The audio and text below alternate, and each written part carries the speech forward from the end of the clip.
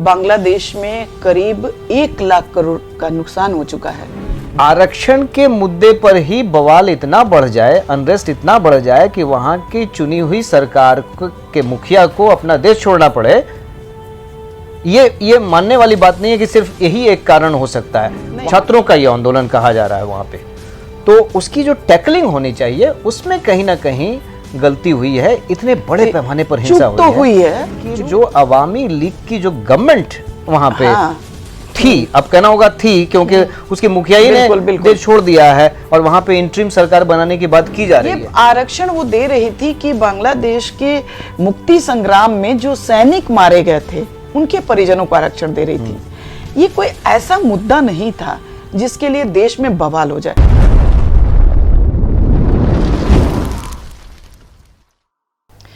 नमस्कार, हमारे YouTube channel चर्चा में आप सभी दर्शकों का हार्दिक स्वागत है। आज हमारी चर्चा होगी बांग्लादेश पे। बांग्लादेश में बवाल हो गया है। वहां के प्रधानमंत्री शेख हसीना देश छोड़कर जा चुकी हैं, भारत आई हैं और भारत के बाद वो शायद ब्रिटेन जाने वाली हैं। ऐसा क्यों हुआ? एक बैक तेजी से तरक्की करता हुआ एक देश इतना पीछे क्यों चला गया?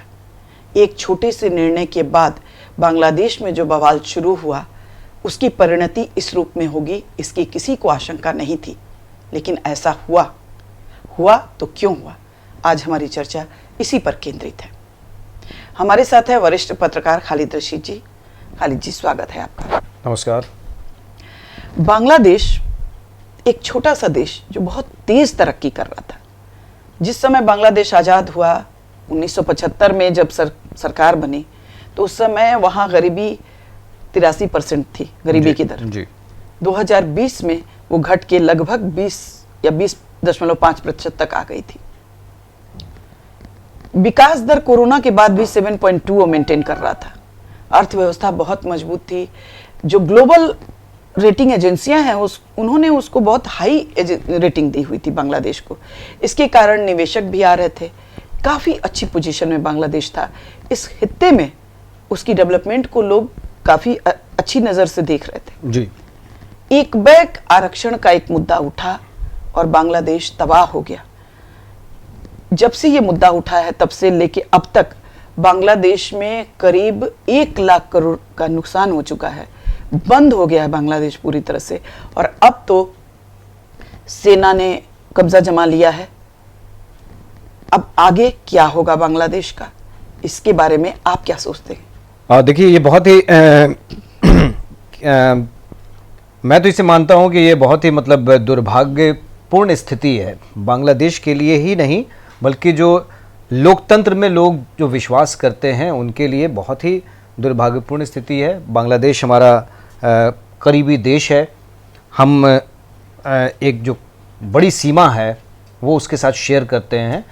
तो भारत के लिए तो ये चिंता का विषय है ही कि जो करीब का दो हमारा पड़ोसी देश है जिससे हमारे अच्छे रिश्ते हैं, वो इस तरह की स्थिति में इन्वॉल्व हो गया है। जैसा कि आपने कहा कि बांग्लादेश इकोनॉमिक पैमाने पर बहुत अच्छा परफॉर्मेंस दे रहा था और उसकी अप्रिसिएशन भी हो रही थी। जीडीपी बहुत अच्छा हो गया था, वहाँ ग्रोथ रेट उनकी बड़ी अच्छी थी, जैसा कि आपने बताया भी अपने इंट्रो में। आखिर ऐसा क्या हुआ? सवाल तो ये है ना। बिल्कुल। जो सीधे तौर पे दिख रहा है वो आरक्षण का मामला है, आरक्षण को लेकर। लेकिन आरक्षण के मुद्दे पर ही बवाल इतना बढ़ जाए, अनरेस्ट इतना बढ़ जाए कि वहां की चुनी हुई सरकार के मुखिया को अपना देश छोड़ना पड़े, ये मानने वाली बात नहीं है कि सिर्फ यही एक कारण हो सकता है। वहां पे अनरेस्ट की शुरुआत जो है वो बहुत पहले से एक तरह से हो गई थी। और आपने देखा कि जो पिछला इलेक्शन हुआ उसमें भी वो किस तरह से चुनाव वहां पे कराए गए, है ना। तो चुनाव जिस ढंग से वहां पे हुआ था, एक लोकतांत्रिक देश में ऐसे चुनाव कराना मुझे नहीं लगता है कि अच्छे संकेत हैं। तो संकेत उसी तरह से उसी समय से उभर कर सामने आ रहे थे कि एक जो मजबूत विपक्षी पार्टी है उसको वो स्थान न मिलना और इलेक्शन से उसका एक तरह से दूरी बना लेना, तो चुनाव पर वहां प्रश्न चिन्ह पहले लगे। तो अनरेस्ट के बिंदु जो वहां पे पहले से थे। ये आरक्षण का जो मसला आया उसने आग में घी का काम किया और इस तरह से चीजें सामने आई। और सबसे बड़ा जो ये वहां पे स्थिति बनी, वो जिस तरह से हैंडल किया गया इस मूवमेंट को। कहने को तो ये छात्रों का आंदोलन है, लेकिन जो हैंडलिंग है उसमें इतनी हिंसा हो गई, इतने सारे लोग मारे गए। असहयोग जो उन्होंने आंदोलन शुरू किया वहां पे छात्रों ने, कथित रूप से छात्रों ने, उसके पीछे बहुत सारे शक्तियां हो सकती हैं, कट्टरपंथी शक्तियां हो सकती हैं, बाकी तमाम शक्तियां हो सकती हैं, विपक्षी ताकतें हो सकती हैं जो स्थिति का लाभ उठाने की कोशिश करेंगी। लेकिन जो सीधे तौर पे दिख रहा है कि इस मूवमेंट में कौन है भाई, तो छात्र हैं।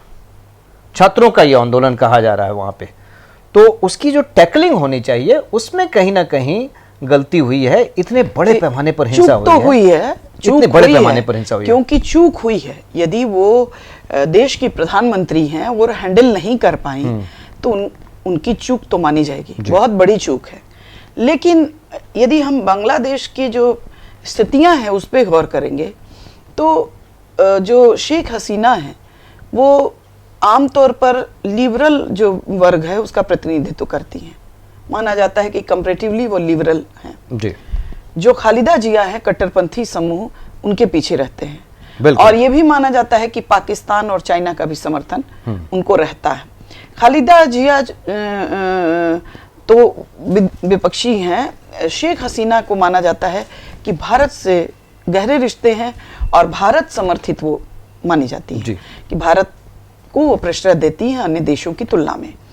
तो ये आप सिर्फ इसे छात्र आंदोलन तो नहीं कह सकते हैं, बिल्कुल नहीं, क्योंकि हमने कहा बिल्कुल कि छात्र आगे दिख रहे हैं, लेकिन पीछे बहुत सारी फोर्सेस होंगी। बिल्कुल, लेकिन असली सवाल है कि जो अवामी लीग की जो गवर्नमेंट वहां पे थी, अब कहना होगा थी क्योंकि उसके मुखिया ही ने देश छोड़ दिया है, और वहां पे इंटरिम सरकार बनाने की बात की जा रही है कि इंटरिम सरकार बनेगी जैसी बातें। लेकिन आपने तो पूरे के पूरे तंत्र को आर्मी के हवाले कर दिया एक तरह से। पूरे मूवमेंट को हैंडल करने के लिए आर्मी को आगे कर दिया। बिल्कुल। ये जो टैकलिंग है, ये कहीं ना कहीं जो अभी स्थिति वहां पे बांग्लादेश में बनी हुई है उसके लिए जिम्मेदार उसे हैं। अब आप देखिए, बंग बंधु वहां के राष्ट्रपिता, उनकी मूर्तियों को तोड़ा जा रहा है, बिल्कुल, है ना। और जगह जगह जो बांग्लादेशी समुदाय है, जो तस्वीरें आ रही हैं कई जगहों से, जो तस्वीरें आई हैं बांग्लादेश के बाहर से, जो प्रवासी बांग्लादेशी हैं वो जश्न मना रहे हैं। तो कहीं ना कहीं ये चीजें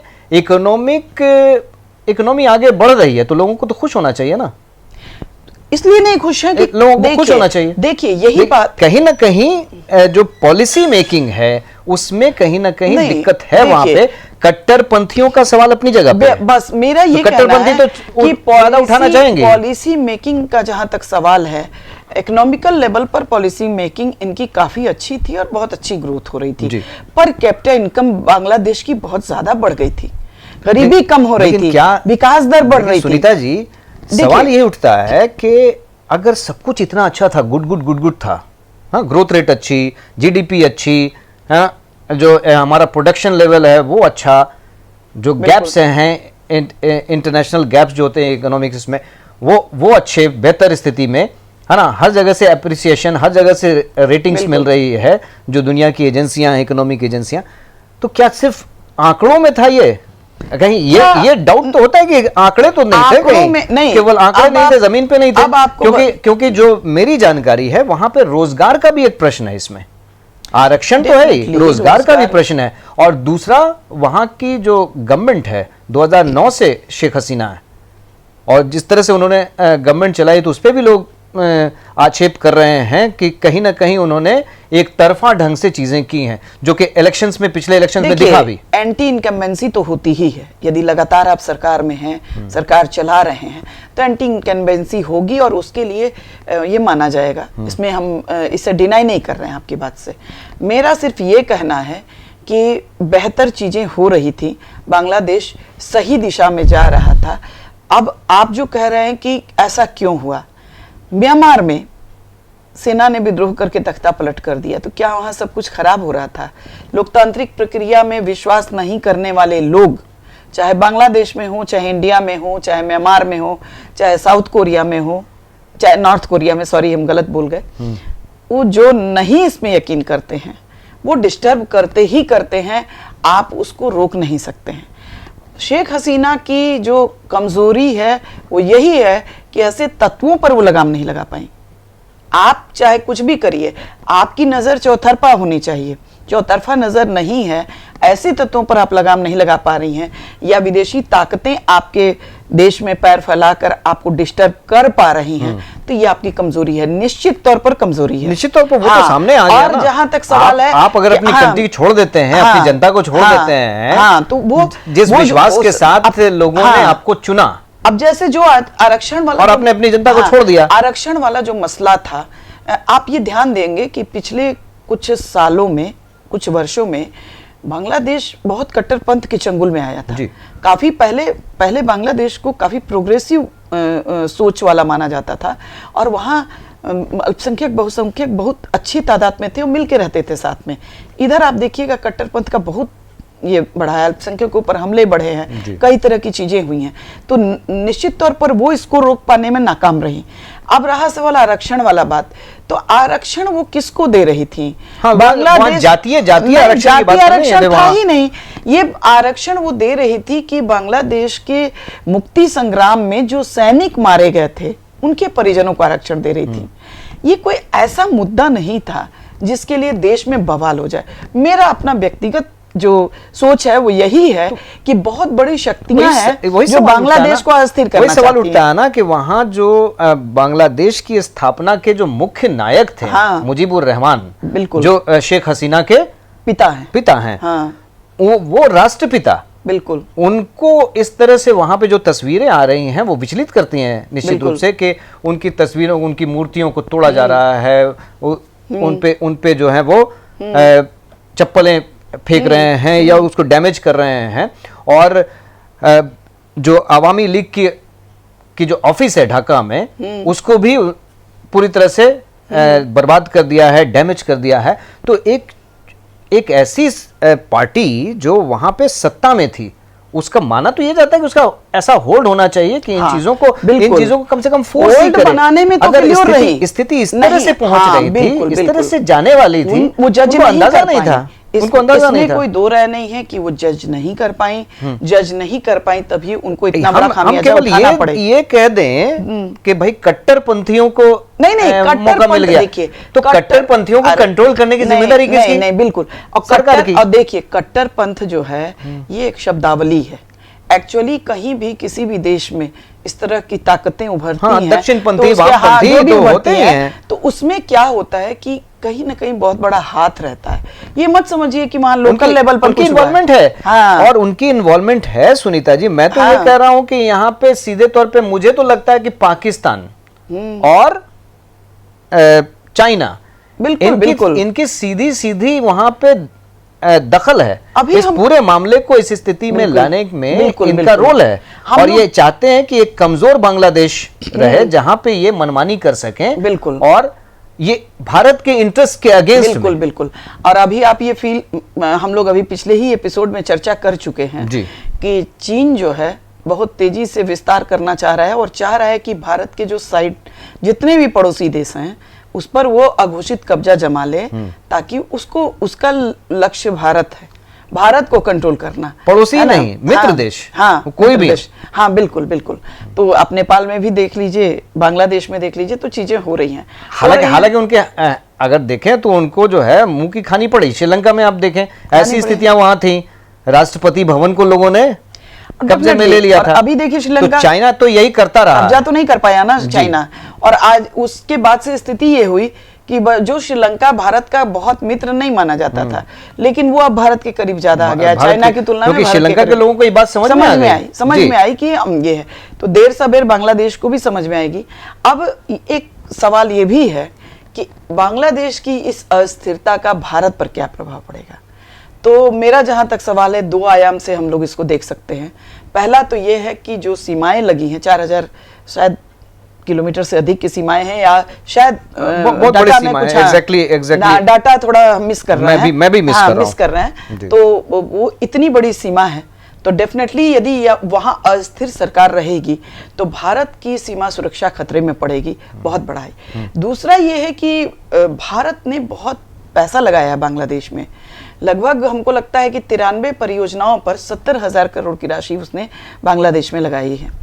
तो उसका भी असर पड़ेगा, आर्थिक आयात निर्यात पर असर पड़ेगा। भारत का निर्यात बांग्लादेश को होता है, आयात भी अच्छा खासा होता है, वहां से कपड़े उपड़े आते हैं, परस्पर व्यापार काफी अच्छा है। सेकंड सबसे बड़ा साझीदार है बांग्लादेश का, भारत व्यापारिक साझीदार है, तो इस पर प्रभाव पड़ेगा। तो कुल मिलाकर भारत के ऊपर असर को आप किस दृष्टि से देखते हैं? देखिए, बहुत सारी बातें तो आपने मेंशन कर दी। एक फ्रंट हमारा और खुल गया, बिल्कुल। ये हमारे लिए चिंता की बात है। चाइना, बिल्कुल। पाकिस्तान तो चिर प्रतिद्वंदी हमारा है ही, वो तो ताक में बैठा हुआ है ना। और हम हमेशा इसमें लगे रहते हैं कि हमारा दुश्मन नंबर 1 कौन है, चाइना है या बिल्कुल पाकिस्तान है। तो इनकी कोशिश ये रहेगी कि भारत को हम कैसे नुकसान पहुंचा सकते हैं। तो ये एंगल मैंने भी देखा कि इस पूरे प्रकरण में इन दोनों का हाथ सीधे तौर पे लगता है। तो भारत इस नजरिए से ये जरूर देखेगा, भारत की जो नीति होगी वो इस नजरिए से जरूर देखेगा कि बांग्लादेश में जो इस वक्त राजनीतिक हालात बने हैं वहां पे उसका फायदा ये ना उठा लें। तो एक फ्रंट हमारा ये खुल गया, तो हमारी जो बॉर्डर सिक्योरिटी फोर्सेस हैं वो अब अलर्ट हो गई। इसके साथ साथ जो बाकी जो हमारे फोर्सेस हैं उनको भी अब अलर्ट रहना होगा उस बॉर्डर पे। मुझे तो जो है तो ये एक पक्ष तो ये हो गया। दूसरा ये है कि हमारा जो इकोनॉमिक लॉस है कि जब तक ये अनरेस्ट की स्थिति रहेगी, जो हमारा परस्पर व्यापार है बांग्लादेश के साथ, और उसमें से ज्यादा जो हमारा व्यापार होता है वो सड़क मार्ग से होता है। बिल्कुल। तो अगर ये स्थिति वहां पे बनी रही और ज्यादा दिन तक रही तो हम एक स्थिर बांग्लादेश चाहेंगे। बिल्कुल। भारत ये चाहेगा कि एक स्थिर बांग्लादेश हो और वहां पे एक चुनी हुई डेमोक्रेटिक सरकार हो। बिल्कुल। अभी जो स्थितियां वहां पे बन रही हैं वो वैसी स्थिति बन रही है जिसमें नागरिक शासन तो होगा नहीं, बिल्कुल, वहां मिलिट्री शासन की स्थिति बन और सकती है। एक जो तीसरा सबसे बड़ा खतरा ये भी है कि जो 75 में हुआ था कि बांग्लादेश के गठन के बाद वहां इतनी गरीबी और भूखमरी थी कि अवैध फिल्ट्रेशन बहुत हुआ था और भारत में बहुत अवैध बांग्लादेशी शरणार्थी आए थे, घुसपैठ हुई। वो अभी तक बहुत बड़ी समस्या हमारी है। वो है क्या कि मतलब हमारे जो इंफ्रास्ट्रक्चर पर बहुत बड़ा बोझ पड़ता है ना, हम अपने जो हमारे नागरिक हैं वही जनसंख्या में बहुत ज्यादा है। ऐसे में मान लीजिए 1 करोड़ 2 करोड़ घुसपैठ हो गई और उनको हम खिला रहे हैं, उनको भी जो तो होता क्या है कि भारत के इंफ्रास्ट्रक्चर पर भारत का जो टोटल जो खर्चे हैं उस पर ही बहुत बड़ा घुसपैठ इनफिल्ट्रेशन हमारे यहाँ बहुत बड़ी समस्या है। और 71 के बाद बांग्लादेश से सबसे ज्यादा हमारे यहाँ बिल्कुल बिल्कुल तो वही बढ़ने की है। और ये बहुत बड़ी समस्या हमारी इकोनॉमी पर बहुत बड़ा, ये बढ़ने की उम्मीद है, ये बढ़ने की उम्मीद है। अगर जाहिर तौर पे अस्थिर होगा बांग्लादेश तो लोग भारत की लेकिन इस सब के बाद एक जो मेरा अपना जो मार्क है वो ये है कि चाइना पाकिस्तान चाहे जो भी कर ले, हम ऐसा मानते हैं कि भारत उतना कमजोर नहीं रहा है कि कोई चाह के बहुत अस्थिर कर देगा उसको। ये हम इसमें मेरा बिलीव अब बढ़ा है। मेरी जो जानकारी पहले से बिलीव बढ़ा है। मेरी जो जानकारी है भारत का जो नेतृत्व है वो इस स्थिति को पूरी तरह से पहले से भाप चुका था और उसको इस बात की जो है मतलब क्या स्थितियां होंगी वहां पे और हम उसका काउंटर कैसे कर सकेंगे। तो अजीत डोभाल ने मुलाकात भी की है। हाँ बिल्कुल बिल्कुल। तो और वहां की वस्तु स्थिति पर पूरी तरह से नजर रखी जा रही है और भारत जैसा मैंने कहा कि वो भारत एक डेमोक्रेटिक कंट्री है, तो अपने आसपास जो देश हैं जिनसे उसके संबंध हैं वहां भी चाहता है कि वो डेमोक्रेसी मजबूत रहे और इसी दिशा में भारत काम करेगा। बांग्लादेश एक स्थिर हो, बांग्लादेश भारत की इंटरेस्ट में यही। बिल्कुल बिल्कुल। तो हम लोग चर्चा को यहीं विराम देते हैं।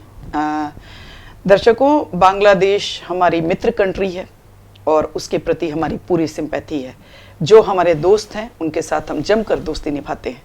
तो बांग्लादेश स्थिर हो और वहाँ स्थिर सरकार फिर से बहाल हो, यही कामना हम करेंगे और हमको पूरा यकीन है कि भारत सरकार भी इसके लिए पूरी तरह से तत्पर है और वो पूरा सहयोग करेगी बांग्लादेश का।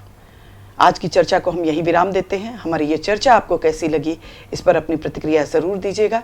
हमारे चैनल को लाइक करें, सब्सक्राइब करें और शेयर करें। नमस्कार। नमस्कार।